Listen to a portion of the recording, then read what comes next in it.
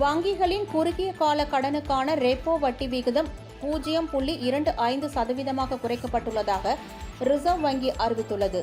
மும்பையில் இந்திய ரிசர்வ் வங்கி 2025-26 நிதியாண்டுக்கான நிதிக் கொள்கை கூட்டம் இன்று காலை 10 மணி அளவில் தொடங்கியது.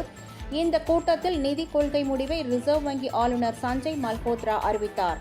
ரிசர்வ் வங்கி நிதியாண்டு 2026 ஆண்டுக்கான மொத்த உள்நாட்டு உற்பத்தி வளர்ச்சி கணிப்பை முந்தைய மதிப்பீட்டான 6.7%இலிருந்து 6.5%ஆகவும் வங்கிகளில் குறுகிய கால கடனுக்கான ரெப்போ வட்டி விகிதங்களை 25 அடிப்படை புள்ளிகள் குறைத்து 6%ஆகவும் ரிசர்வ் வங்கி குறைத்தது.